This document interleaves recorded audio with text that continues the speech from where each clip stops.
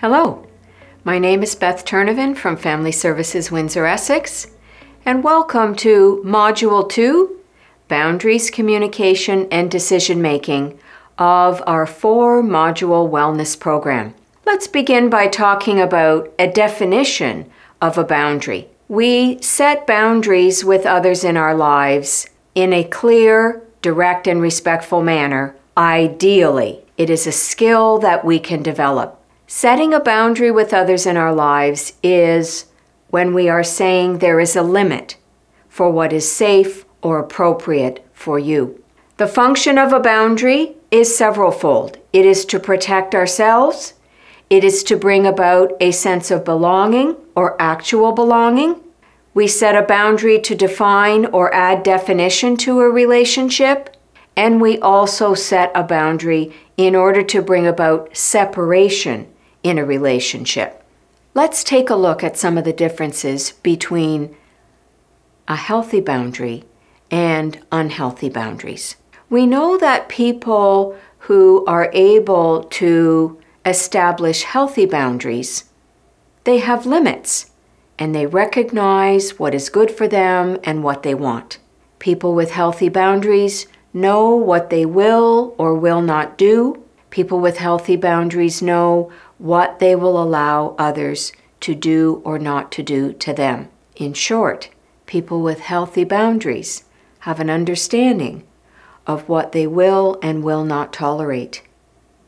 People with healthy boundaries know how to set healthy boundaries, but they do so in a diplomatic and respectful manner. Conversely, when we think about people with unhealthy boundaries, they may not know what information to share with others. They may allow others to actually hurt them. People with unhealthy boundaries sometimes do not easily trust others. But conversely, people with unhealthy boundaries can also end up trusting other people too easily. Sometimes people with unhealthy boundaries trust untrustworthy people. People with unhealthy boundaries sometimes have poorly defined limits. They don't know what information to share with others. And sometimes people with unhealthy boundaries are overly tolerant of inappropriate behaviors directed at them from other people. There are some steps in terms of understanding how we set boundaries. First of all, we have to sit down with ourselves and evaluate or define what boundaries we need to set and with whom. And then we figure out how to communicate, which relates to Module 1 of our wellness program and understanding our sense of self. Later in the module, we're going to show you a 4-step process in terms of communicating with I messages and avoiding you statements or pointing the finger or blaming somebody else. And setting a boundary also involves understanding that the other person may not know what you need or what you want. So therefore, we have to articulate that. We have to communicate that clearly. Here are some helpful methods when it comes to setting boundaries. Some of you may use one of these. Some of you may use some of them. And some of you may find that you're using all of these boundary setting tips at different times for different people and different situations. So we think about the first one. Make a list of people who you are finding end up draining your energy, or a list of people who are not lifting you up in your life. Second, identify which boundaries you need to set. So this goes back to understanding our sense of self, understanding our needs, and understanding the fact that you have basic assertive rights, which is number 3. Know that you have the right to set boundaries.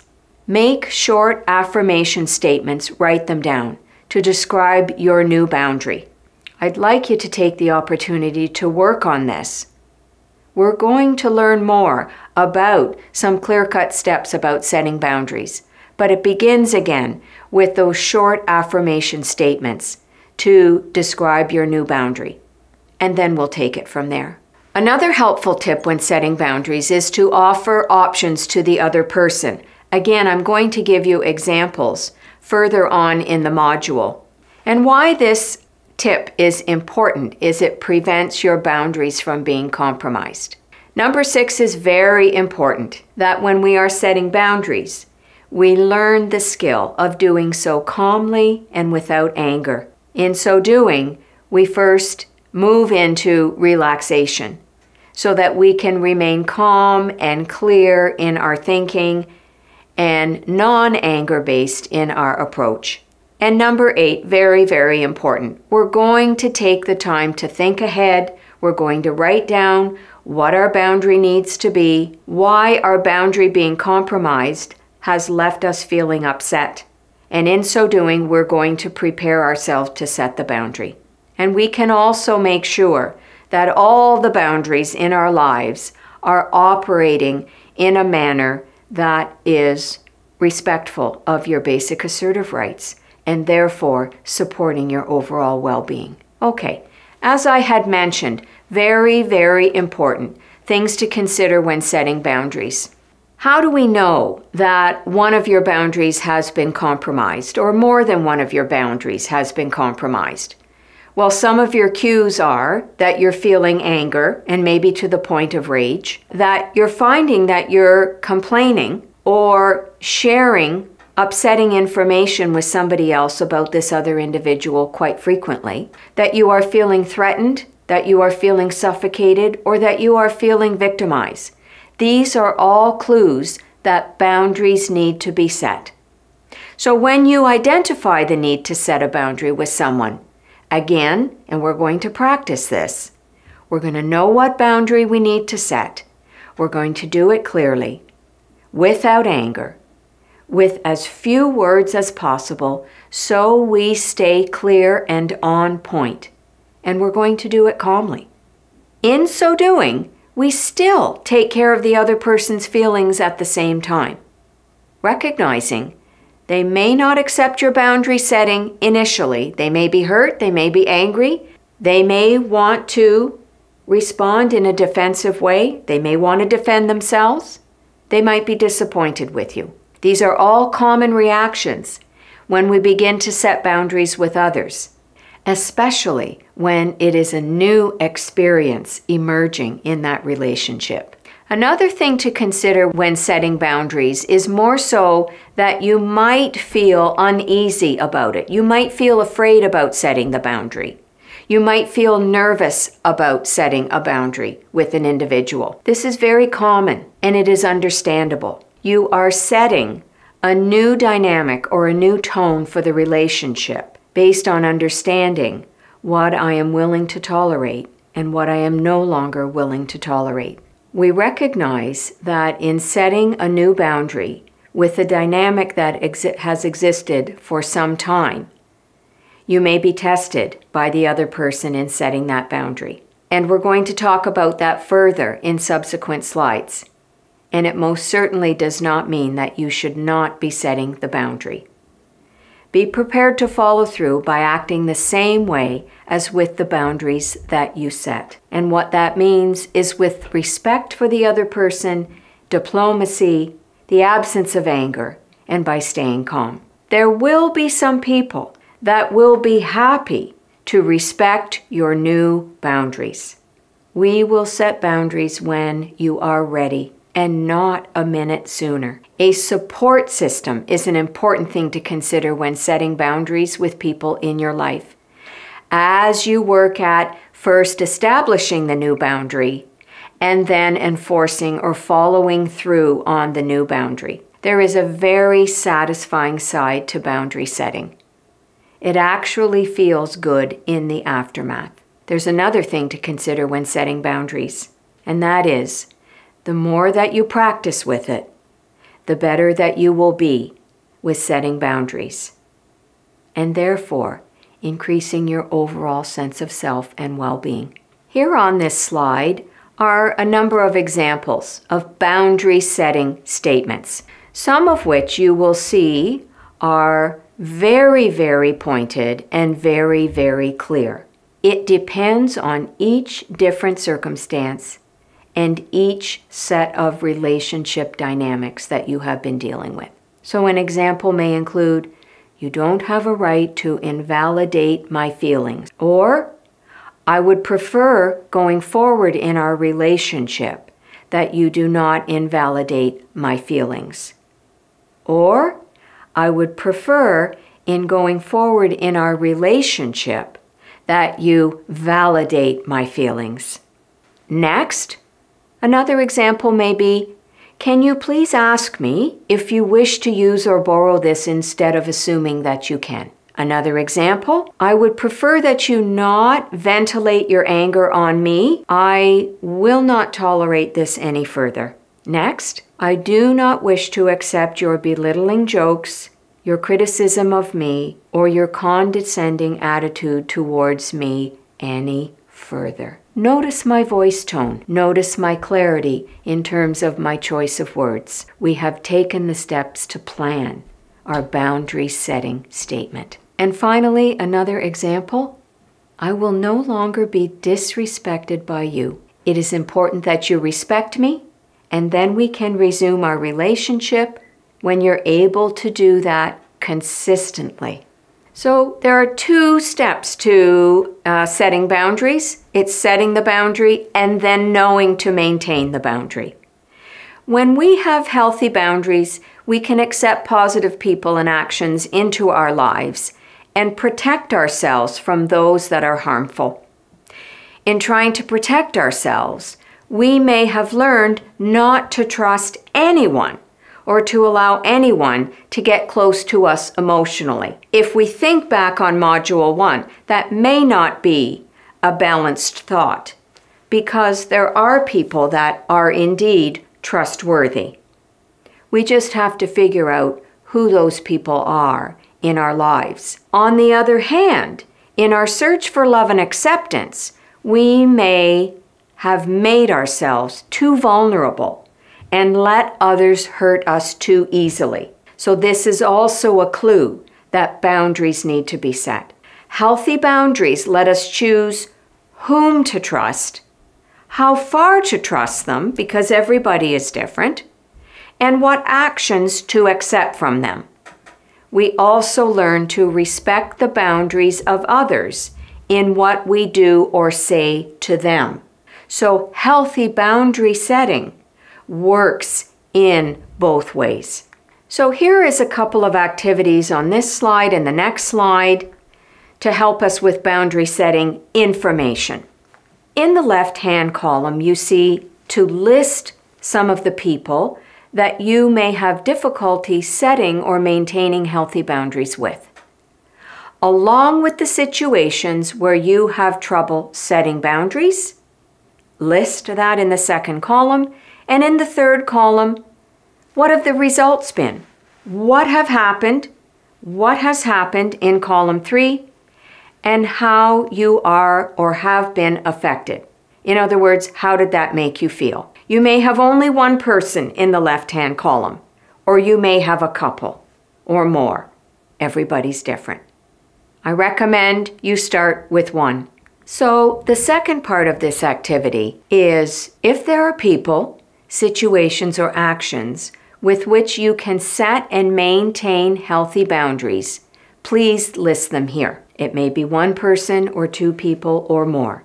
And again, the situation where you find that you can set and maintain boundaries, and the action or behavior whereby you're going to set that boundary. List that in column 3. Another very important part of setting boundaries is the manner by which we can say no to other people. There are a number of different ways. Here are 6 techniques for saying no in a different way. Number 1 is the simple, direct no approach. The goal here is to say no without apologizing or without couching the fact that you are about to say no. And the example is no or no, I don't think so. I prefer not to. A direct no said calmly, clearly, and respectfully can be effective with someone like an aggressive salesperson. The second technique for saying no is a more reflective no. And this technique involves reflecting on the content and the feeling of the request that's being made of you, adding your assertive refusal at the end. The example being, I know that the letters are urgent, or I hear you that the letters are urgent, but I can't go to the post office tonight. Or I simply can't go to the post office tonight. This is a firm way of setting a boundary and saying no. It's a firm way of saying no that allows no room for more negotiation. Basically, you are saying, no, I'm not able to fulfill that request. Then there is the third technique called a reasoned no. This method gives very briefly the genuine reason for the refusal or the inability to help out, or the reason why you're saying no. Example, I can't mail the letters tonight because I am meeting with a friend. So it's genuine. You might use this method of refusal if you do not want to offend them, but again, as I say, you have a genuine reason for the refusal. It does not open up for any further negotiation, therefore. And 4, this is the rain check no. This is a way to say no to the present request without refusing it because, for example, well, I can't mail the letters tonight, but I can go in the morning. This is not a clear-cut definite no. It's based on time and could offer an opportunity for a little bit of negotiation. It simply means that you can fill the request, but at a later time. And number 5 is the inquiring no. This is not a definite no and is a genuine invitation to open up for negotiation. The example being, is there any other time you would like for me to go? Or is there any other time that I could possibly go that fits with my schedule? You can use this technique if you want to do what is being asked of you, but the timing simply does not suit you. And finally, the 6th technique is the broken record technique of saying no. This one is a skill and it takes some practice. This method gives the message of repeating a simple statement of refusal over and over again. The example being, well, no, I can't go to the post office. And the individual persists. Oh, please, the letters have to go out tonight. No, as I indicated, I am not able to go to the post office tonight. So you merely repeat what you said in the first place. Sometimes the broken record technique takes 2 opportunities. Sometimes it takes 3 times, where you are simply repeating the exact same statement that you said in the first place. And this is a very good technique to utilize with somebody who is persistent. As part of Module 2, let's now move into that category of communication, which we've touched on in Module 1. Communication carries with it a very, very broad definition. For the purposes of our module today, it is a process by which information is exchanged between people through speech, through writing, sometimes through sign language, and sometimes through other symbols. Effective communication takes place when the person who is trying to communicate a message does so in a way that provides the clearest possible understanding of the message directed towards the person that they are trying to communicate the message to. A breakdown in communication happens when the message is not clearly understood. And sometimes that means that the message was not clearly delivered in the first place. In order for you to be able to communicate effectively, we need to learn to recognize our current style of communication and therefore explore ways to assist you in developing enhanced communication skills. Let's take a look. So we have to understand that there are 2 communication channels. One of the channels is verbal communication and the other channel is nonverbal communication. Not surprisingly, The verbal communication channel consists of words, sometimes symbols, that we use to communicate our message, or in particular cases, the use of sign language. Nonverbal channel, this consists of the things like the use of our eye contact, our body language, the gestures that we use. It might be a touch that we're using in our communication, our facial expression, as I say, the tone of our face, the volume of our speech, the speed at which we are speaking. All of these are nonverbal forms of communication. And we know that only a small portion of our communication is received through that verbal channel. The majority of our messaging is usually received through the nonverbal channel. Have you ever heard someone say, "It wasn't so much what he or she said, it was more the way they said it"? The nonverbal channel is the loudest part of our communication. And in the day-to-day, we don't usually take that into consideration.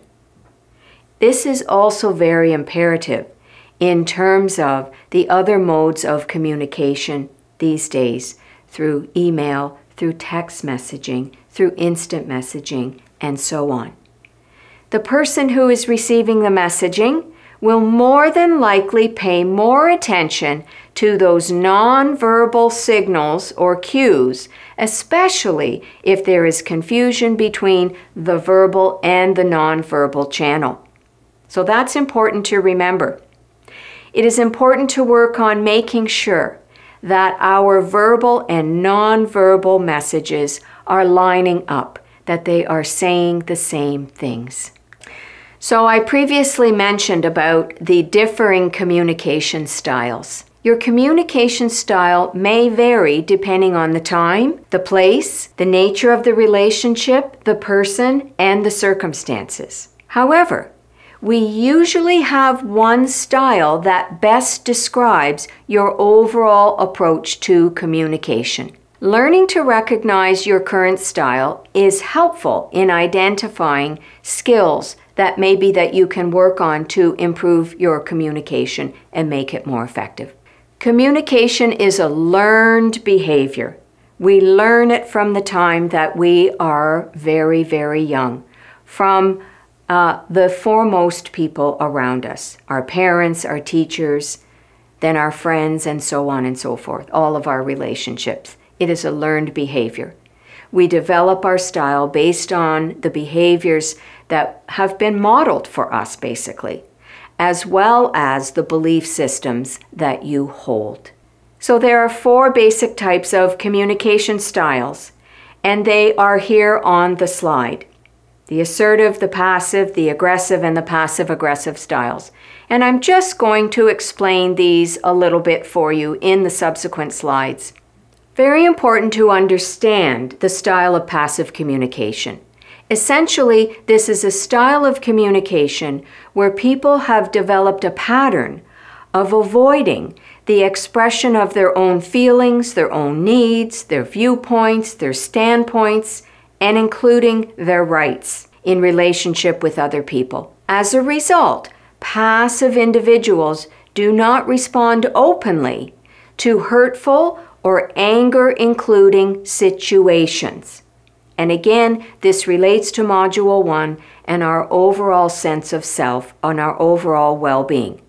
Instead, individuals that utilize passive communication, they allow their complaints and annoyances about other people to accumulate, and they are usually unaware of the buildup.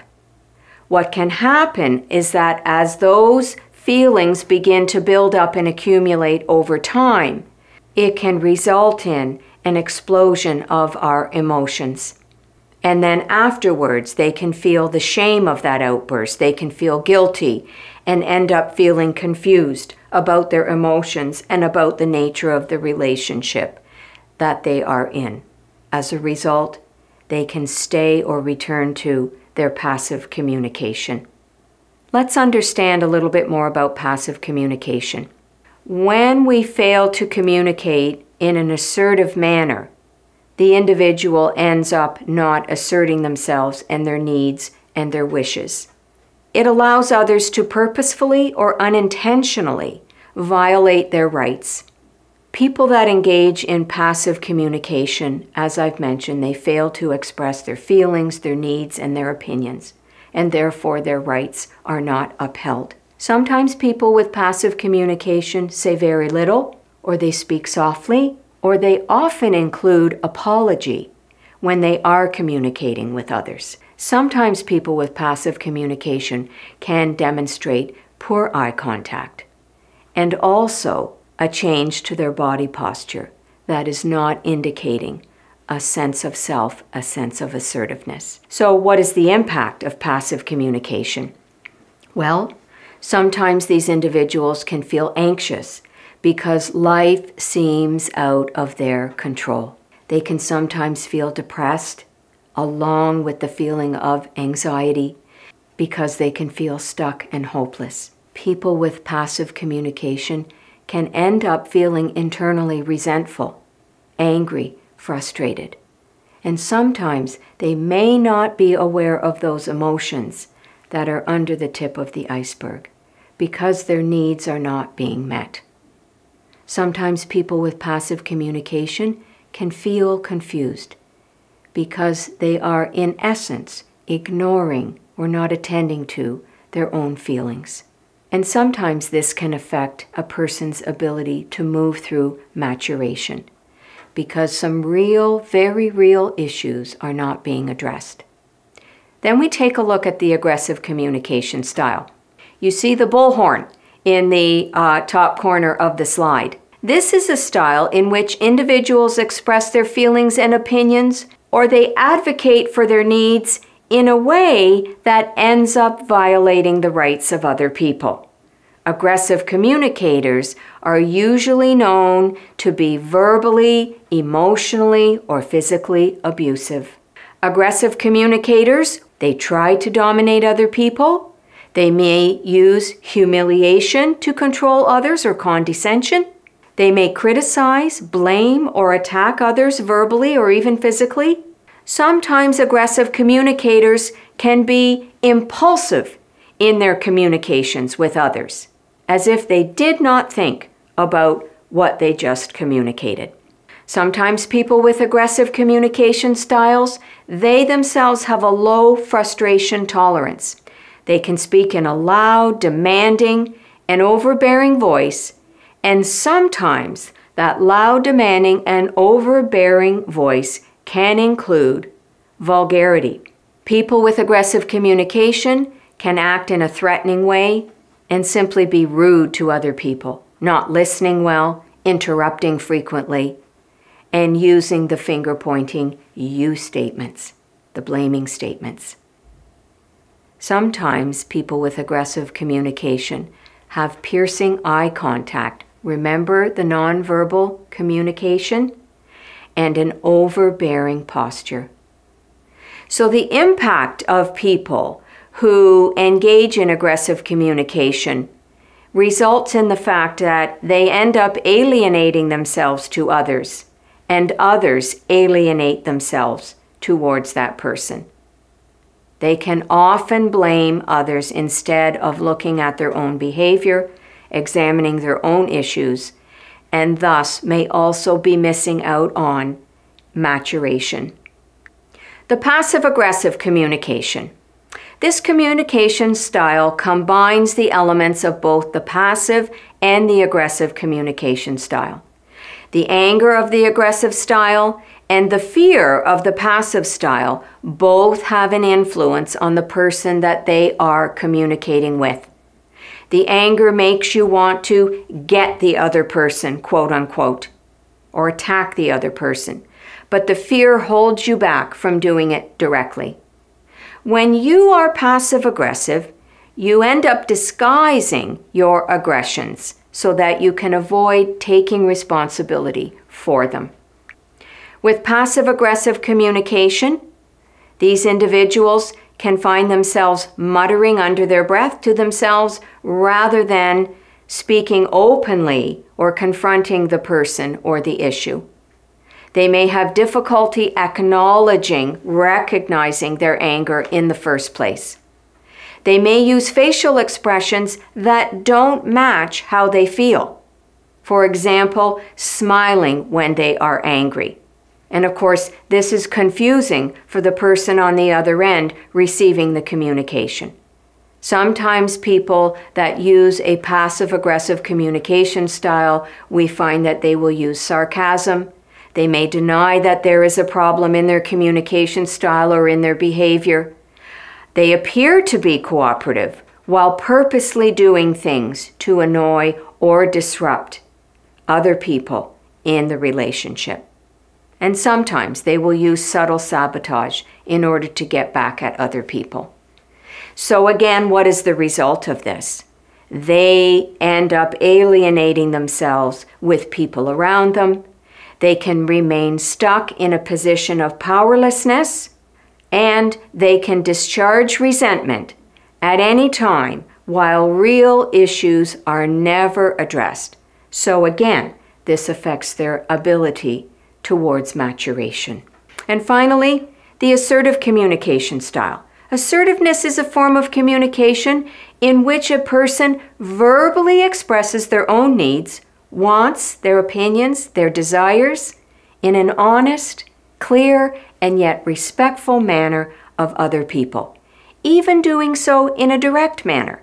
But again, respecting the needs of other people. The person who uses an assertive communication style is also capable of listening well, of listening attentively, of making direct eye contact with the person they are communicating with, and appearing assured and confident and yet not overbearing.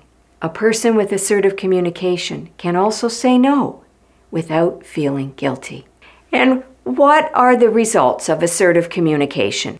So people that use communication with others, they can state their needs and their feelings and their opinions clearly, appropriately, and respectfully. People with assertive communication use I statements instead of the finger pointing, blaming, or you statements. People with assertive communication communicate respect for others as well. They listen well without interrupting, and they feel in control of themselves. People with assertive communication employ good eye contact. They speak in a clear, calm manner with a comfortable tone of voice. They have a relaxed body posture, and they feel a sense of connection to other people. They feel a sense of competency about themselves, and they feel in healthy control. People with assertive communication do not allow others to abuse or manipulate them, and they can stand up for their rights. So the impact of a pattern of assertive communication is that these individuals can feel connection to others. They feel in control of their own lives, and they are able to mature or move through maturation because they can address issues and problems as they arise effectively, keeping in mind, as I say, respect for other people. And in so doing, they create a respectful environment for others to also grow and mature.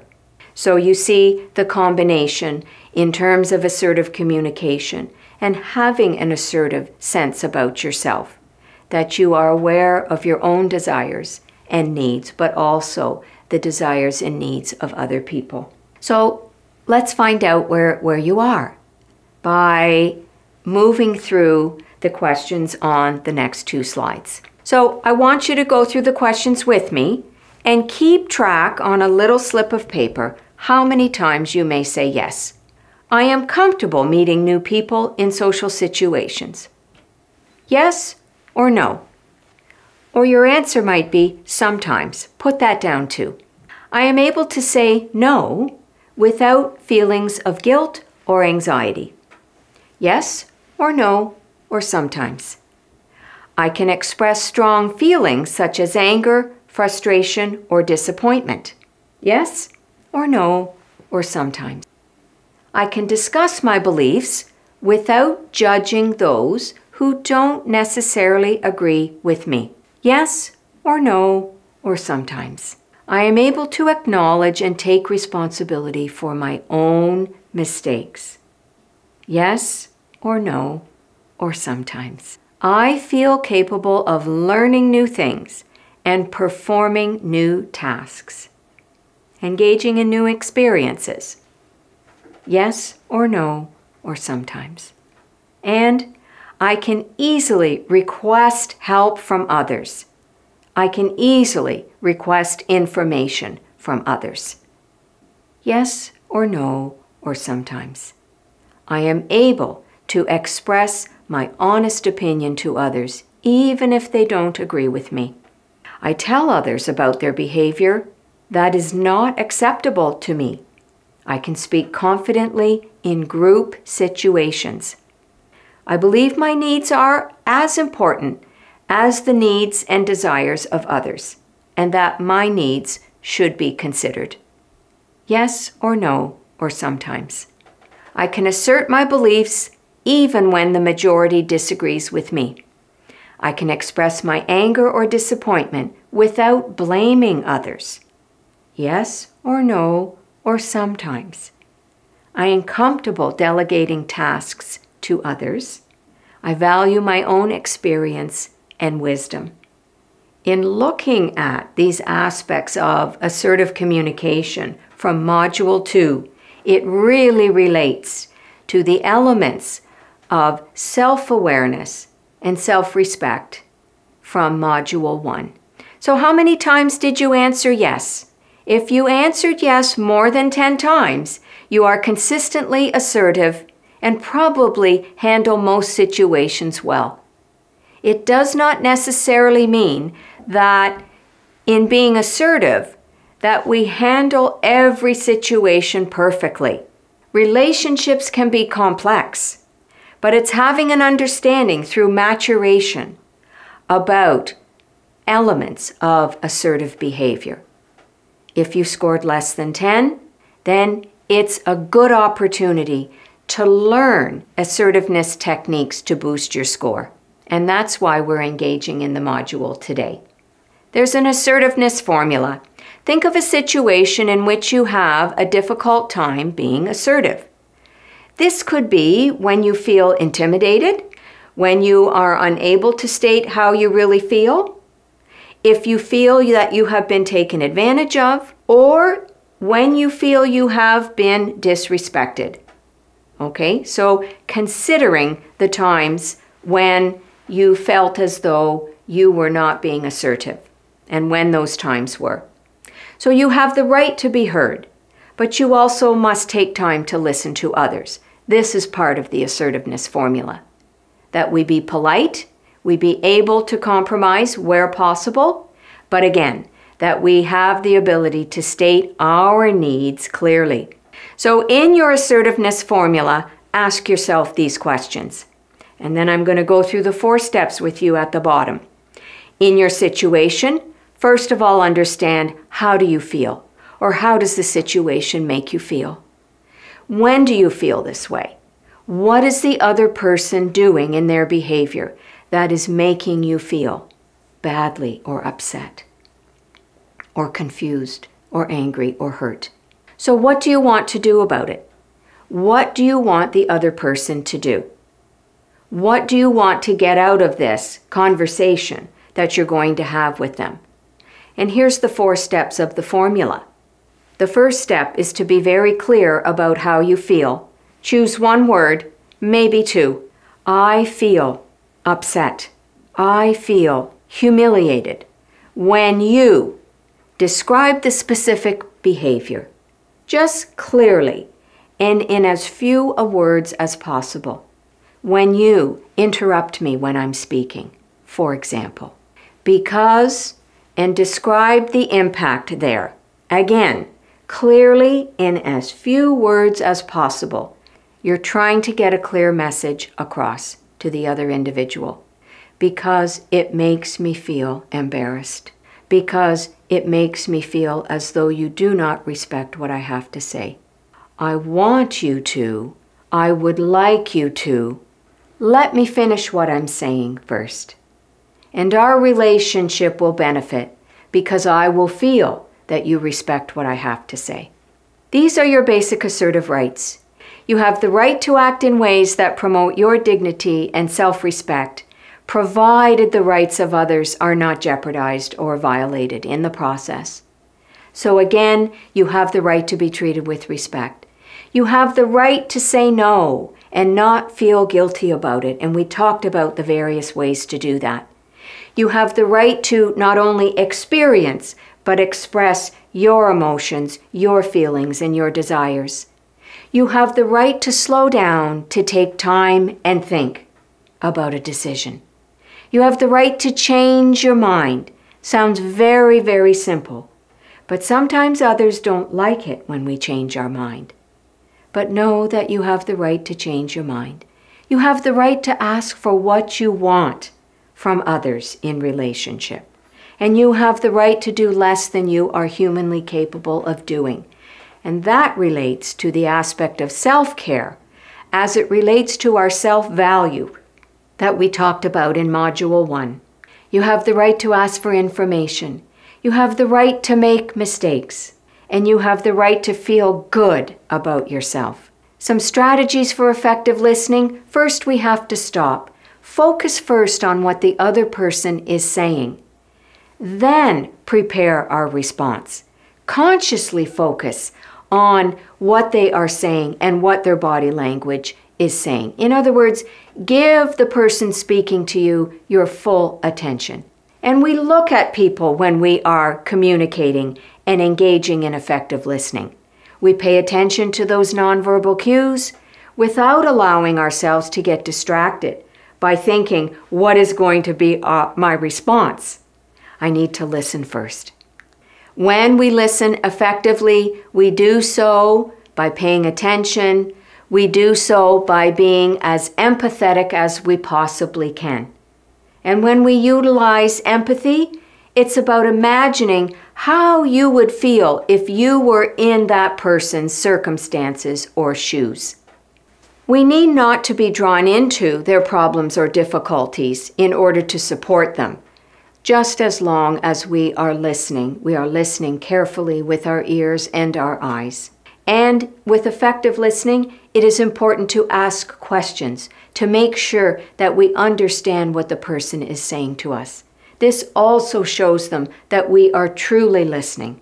And finally, today we're going to look at decision making. Effective decision making involves thinking about a typical day in your life.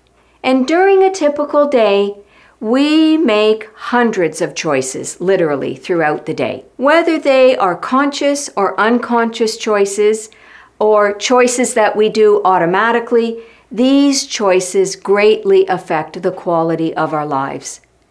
The fact is, then, that you do have freedom of choice. Some of our choices are small, like what you're going to wear today, what time you may get up, who you're going to associate with. Are you going to get your groceries today? Are you going to pick up the phone and make that doctor's appointment?